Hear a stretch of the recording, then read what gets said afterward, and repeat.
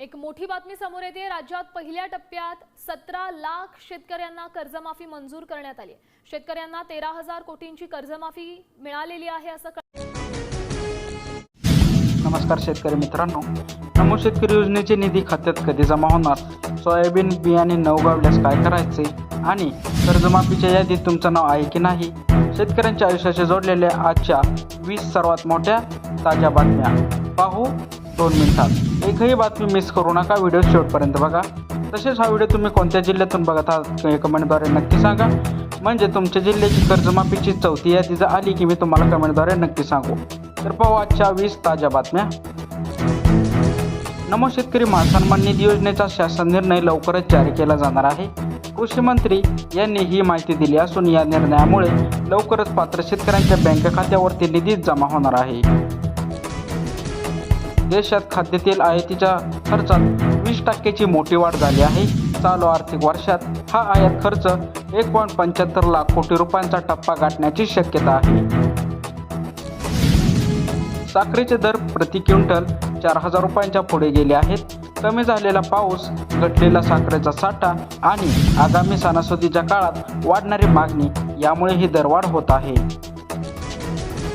चीनमधील सेंद्रिय उत्पादनाची बाजारपेठ $1,700 पर्यंत पोहोचवली आहे।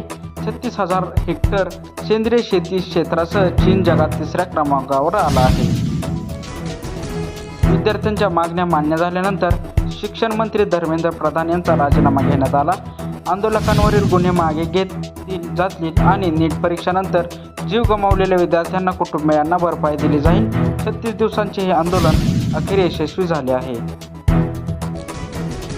राज्यात पावसाबद्दलचा जोर काहीसा ओसरला आहे, तरी 25 ते 29 जुलै दरम्यान मुंबई, कोकण, गोवा आणि घाटमाथ्यावरील मध्यम ते हलक्या सरी बरसतील।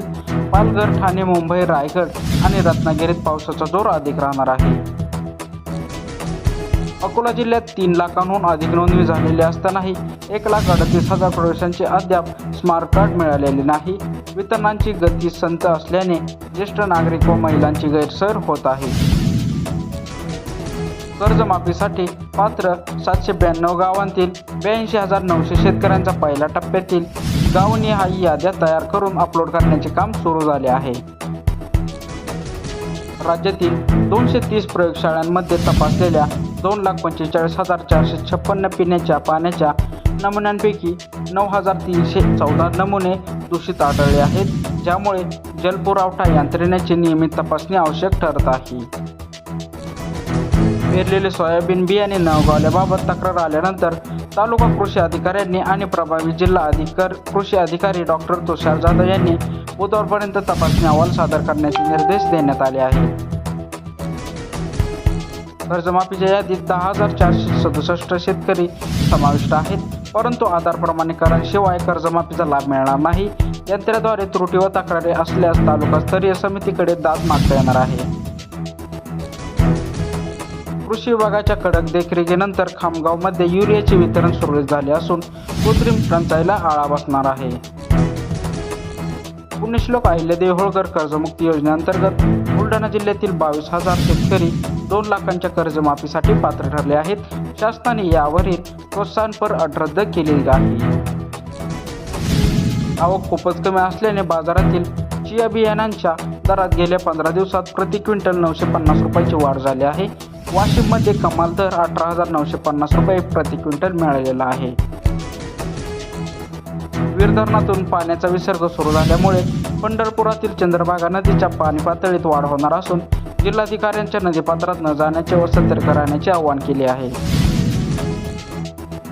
उजनी धरण 2 दिवसात 90%हून अधिक भरण्याची शक्यता आहे। तसेच राज्यातील इतर काही धरणे 100% भरल्याने शेतकऱ्यांना वर्षभराची चिंता मिटली आहे।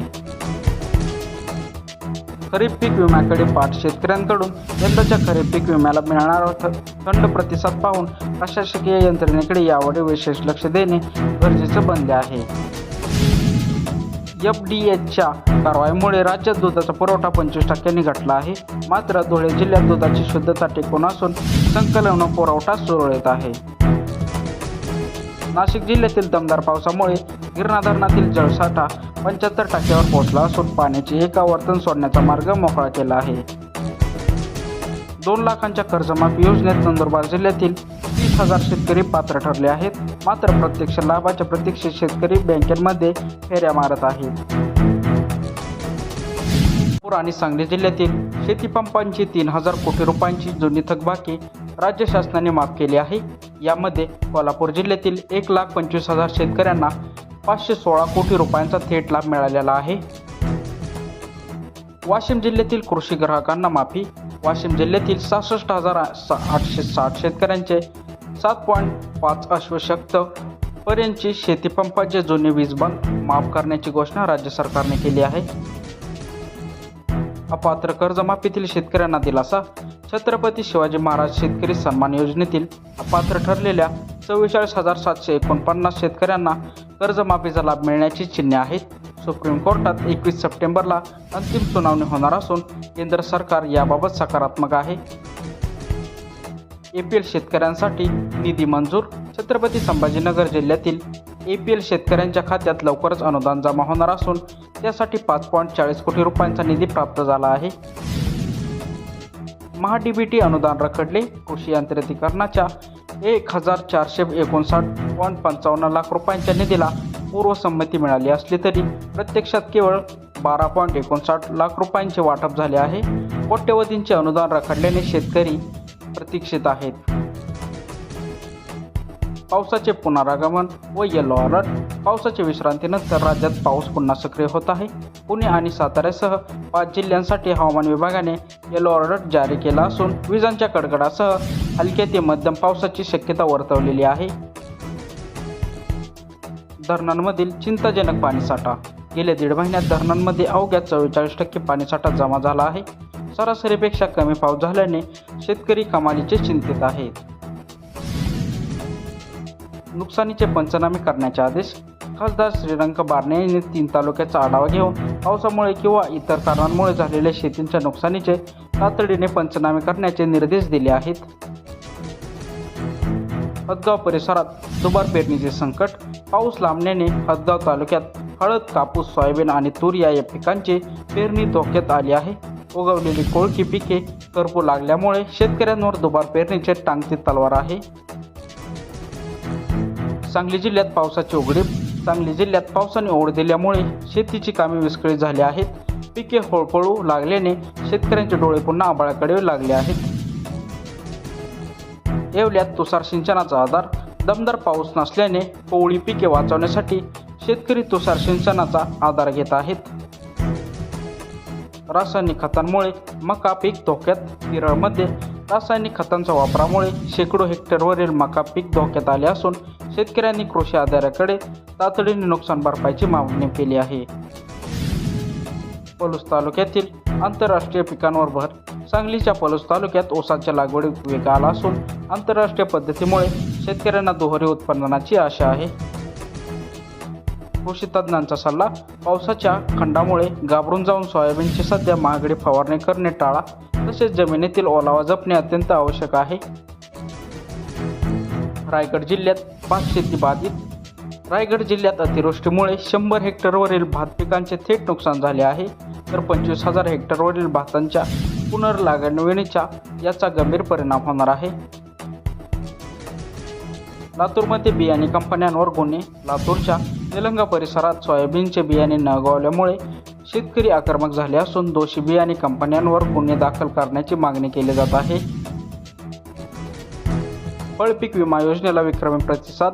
यंदा एकूण अर्जाची संख्या 81,523 वर पोहोचली असून गत वर्षाच्या तुलनेत यामध्ये 56% वाढ झाली आहे.